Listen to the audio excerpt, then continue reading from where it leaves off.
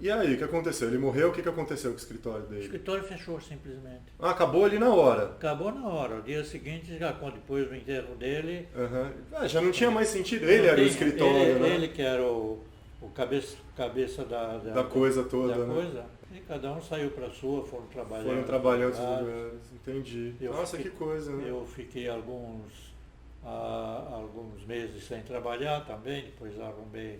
Tá. Quer dizer, ele fechou tudo. O escritório que você estava também Fechou tudo. Não, o escritório não fechou, porque ele era um escritório de engenharia, fazia outras Fazer obras. outras coisas, Ele entendi. terminou com Corbusier, né? Não Entendi. fazia mais nada. Ah. Mas aí eu arrumei um emprego, uns 6, 8 meses depois, Sim. em Saint-Germain-des-Prés, um arquiteto chamado André Languigne, que era um senhor de idade muito bacana. O escritório dele ficava Você entrava numa rua e era um pátio assim florido, e o escritório dele dava para esse pátio, era muito gostoso. Que legal. Foi lá que eu fiz aquela maquete Sim, depois que você já contratei explicou. a mulher do Sérgio Lima. Sim. Então, sim. já que essa história eu já contei como é que foi, etc. Tá. E aí você ficou trabalhando lá por quanto tempo? Eu acho que fiquei quase 3 anos. Ah, bastante. E o Foi. que vocês faziam lá de projeto, você lembra? Eu te falei do conjunto Você ficou nesse conjunto? conjunto de casa. O que eu trabalhei só foi nesse conjunto de casa, aquele projeto grande. Foi mais ou menos perto de 68 eu saí do escritório. Tá.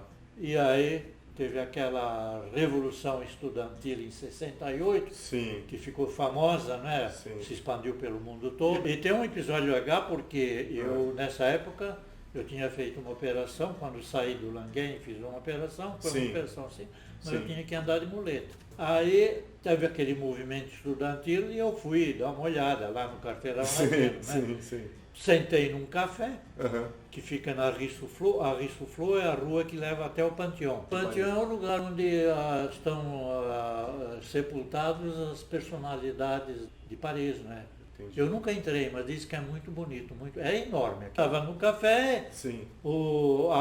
a briga estava feia no Boulevard Saint-Germain. Polícia com estudante. Os estudantes cortaram árvores, fizeram barricada, pegavam um paralelepípedo, jogavam em cima. É das coisa coisas. que a gente já Foi viu uma aqui. barra funda total. De repente, a polícia conseguiu furar o bloqueio e a estudantada começou a fugir e muitos deles sentaram no café. Aí que acontece.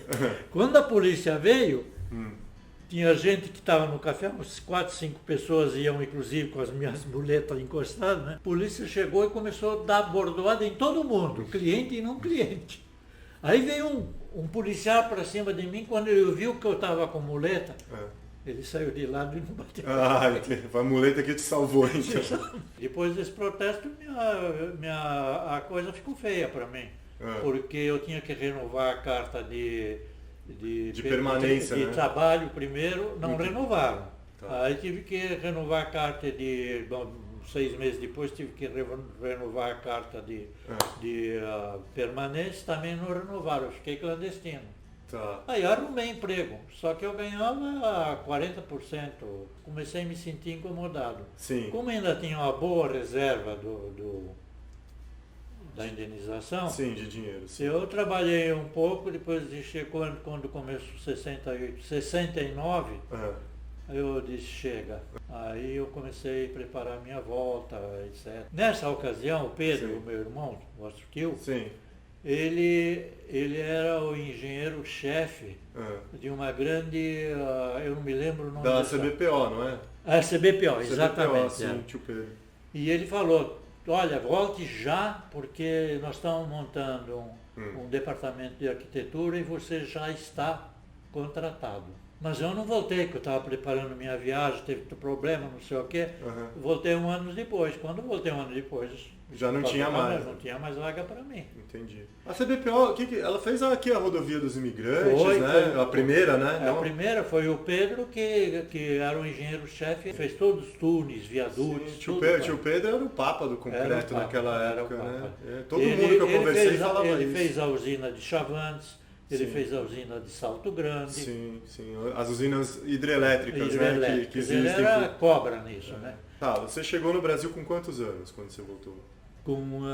Eu tô com, com Foi em 60... 39 anos. 30... Você estava mais ou menos com a idade que eu estou hoje. Assim. 39 anos que eu voltei. Mas aí você veio sem emprego, sem nada. Aí eu voltei logo depois da Copa do Mundo de 70, em agosto eu voltei. Ah, você veio depois da Copa do Mundo, logo que depois legal. da Copa do Mundo. Tinha uma escola de samba do Brasil que estava se apresentando e fez o desfile na Avenida Campos Elíseos, a polícia autorizou, foi muito bacana. Ah, imagina. Foi uma festa. Deve ter sido uma festa. E os franceses entraram na festa. Sim. Todo mundo se Ao contrário de 98, Exato. quando a gente estava lá, que a gente foi na Champs-Élysées, desavisado, depois que eles tinham ganhado a Copa, a gente não conseguiu fazer nada, e no Arco do Triunfo não conseguimos fazer nada, porque só tinha francês.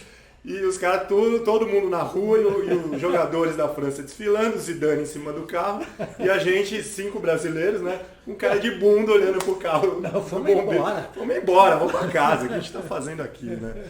Tá bom. Aí você chegou no Brasil, não tinha emprego, o que você começou a fazer aqui? Não, eu fiquei procurando emprego. Eu aluguei um apartamento, eu morei um mês mais ou menos na casa dos meus pais, né, da Maria, etc. Depois eu aluguei um apartamento na Rua Fortunato. E fiquei procurando. Aí um dia eu vou no Instituto dos Arquitetos e lá o que eu vejo, a Prefeitura de Guarujá precisa de arquiteto. Telefonei, o prefeito Jaime Dade tinha sido afastado pela ditadura e estava com um interventor, o doutor Breno Toledo Leite, uma cara muito bacana, foi excepcional. Entendi. Foi uma pessoa bacana mesmo. Para quem não viveu essa época, interventor o que era na época da ditadura? Era um cara apontado pelos militares para tomar conta da... Ele foi apontado pelo ministro da Educação, da Educação, se não me engano, Sim. que era amicíssimo dele, né? Tá, ele era advogado, né? Entendi. Mas já não exercia mais. Era um cara assim que não era eleito, não era nada. O cara era Nada, apontado e administrava o geral. Ele não era político, mas ele foi indicado por um ministro. Tá, entendi. Então ele foi lá, foi um cara excepcional. Aí eu fui lá, cheguei, ele me recebeu, conversamos bastante. Ele disse, quando é que você pode voltar a começar? Eu disse, eu volto segunda-feira, eu acho que sexta-feira. Segunda-feira, tá bom? Ele disse, tá bom. Sim. O Dr. Bergson Lourenço, o arquiteto, que era o diretor de planejamento do Jaime Dage, também pediu demissão, porque não queria ficar. E aí o interventor pediu se ele podia ficar para me dar uma orientação. Entendi. Aí durante uma semana o César Bergson Lourenço me deu informações, etc. Tá. Aí quando ele foi embora, o interventor me nomeou diretor de planejamento. Assim, de cara? De cara. Assim, toca que a cidade é sua. Tinha um engenheiro lá que estava sonhando em pegar essa direção. O cara ficou puto. Desculpe o puto. Mas não. Eu ficaria no lugar dele também. E como é que era a cidade? Não tinha nada aqui nessa Tinha nada, tinha 70 mil habitantes. Tá. Aqui só tinha casa nesse bairro. A Praia da aqui Enseada. Nesse bairro é Pitangueira. A Praia da Enseada ainda só tinha as casas na frente e já tinha a Avenida Dom Pedro, que o Jaime Dage que abriu. Tá. Mas era tudo mato. Quer dizer, a Praia da Enseada não tinha nada? Não tinha nada, só tinha as casas da frente lá. Tá, entendi. Aí quando eu peguei o planejamento, comecei a fazer um estudo da situação do Guarujá. Queria saber como era Guarujá. Sim. Primeira coisa que eu vi, Guarujá não tinha legislação própria.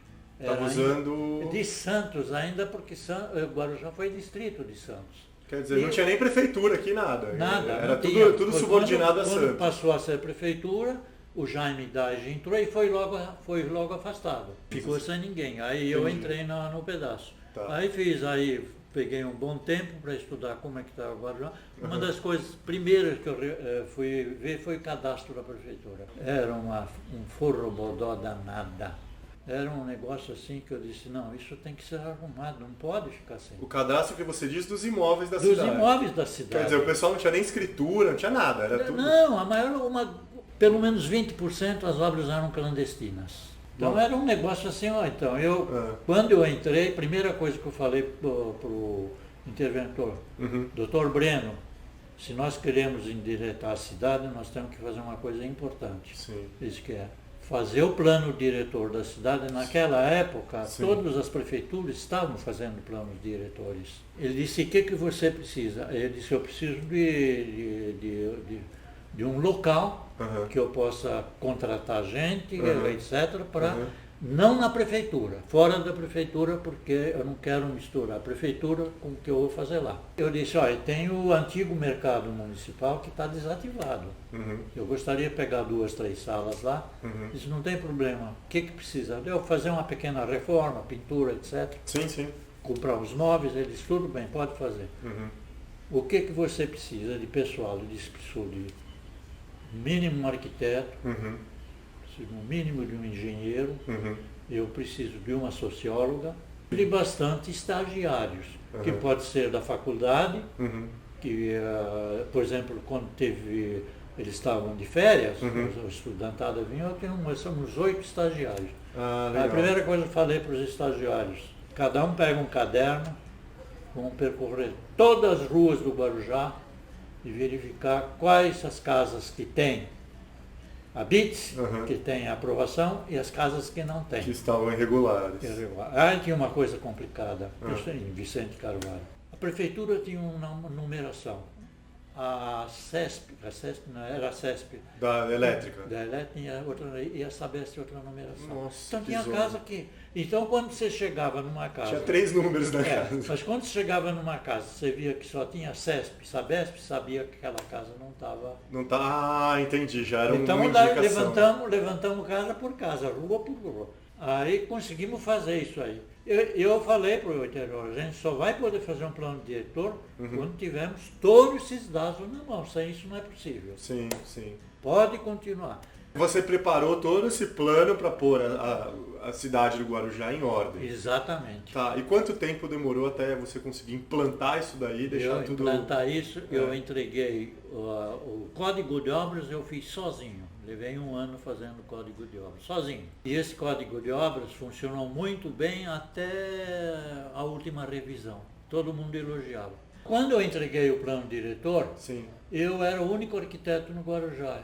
E começou a ter um boom imobiliário. Porque você organizou a cidade, o pessoal... Todo mundo vinha me procurar. O pessoal falou, não, agora dá para construir porque agora está organizado. Eu era o pai da criança. Entendi. Então o pessoal me procurou. Então eu comecei a fazer casa, prédio, não sei o quê. Começou a pegar os projetos particulares. Então eu saí da prefeitura. O trabalho que eu queria fazer eu fiz, entreguei e estava bonito. Tá. Esse projeto ele foi modificado. Cada 4 anos você tinha que reformular. Mas a coisa não deu para segurar. Aí montei meu escritório e nessa época eu já tinha alugado uma casa na La Vila Gomes, que é logo na entrada, tem uns 5 ou 6 casinhas, um lugar muito aprazível, e o morro fica logo atrás, né? Aluguei a casa, mas eu aluguei no centro um apartamento onde eu fiz o escritório. Eu, quando fazia um projeto de casa, primeira coisa, reunia a família. Sim. Aí ficava uma semana batendo papo. Você ia na casa deles? Na casa deles eu ia. Para ver o tipo de vida e tudo, o que o filho queria, que não sei o quê. Entendi. Em base disso, aí eu fazia um anteprojeto, Sim. mostrava para eles, aí fazia as pequenas modificações e a casa saía. Não tive um problema com todas as casas que eu fiz. Tive muito contato depois com os proprietários. Depois que eles moraram lá? Depois que eles moraram, eles falaram, olha, é maravilhoso o que você fez. Não estou me elogiando. Agora, me conta um pouco, já aproveitando que a gente puxou esse gancho, me conta um pouco como é que é o seu processo de criação. Como é que você faz a arquitetura? Conta um pouco. Chega um cliente para você e fala assim, eu tenho isso, eu quero fazer isso, quero construir uma casa. Então eu converso, etc. Aí eu faço um anteprojeto, um estudo. A mão mesmo, a mão livre. A livre. Eu chego e digo, olha, aqui é isso aqui, o que vocês acham? O que acham? Aí os caras vão dizer, eu gostaria de não sei o que, etc.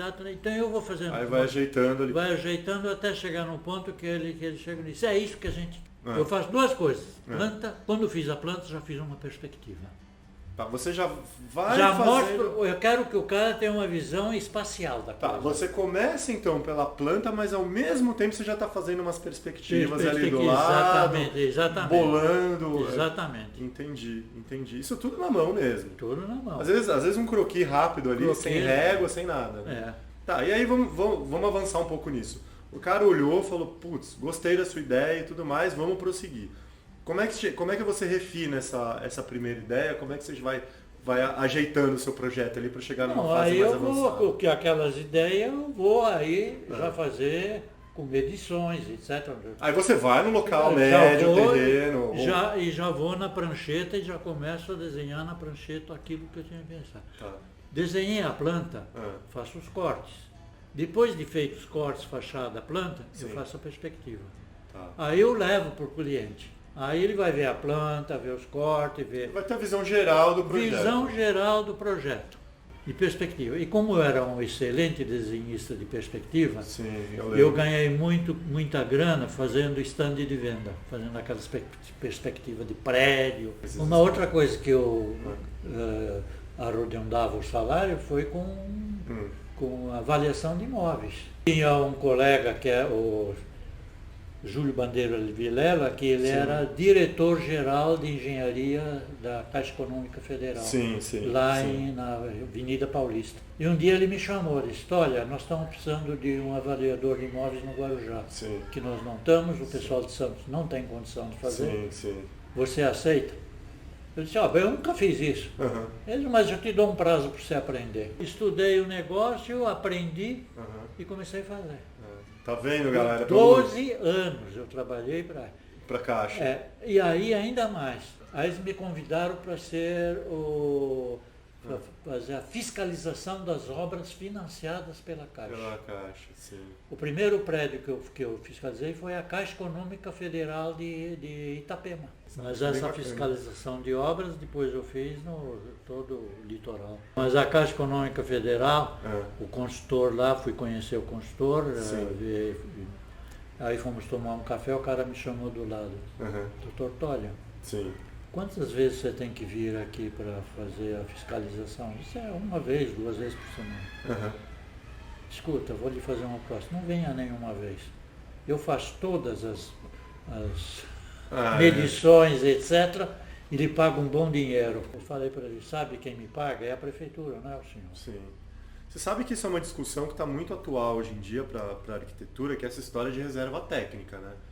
Você sabe que hoje em dia o CAL, ele recomenda, né, e fala que é antiético você pegar a reserva. Então ele recomenda que você não pegue, entendeu? Mas é uma coisa que já está tão encruada no mercado da construção, que é difícil quando você chega para o cara e fala assim, cara, eu não preciso, eu já estou cobrando meu projeto.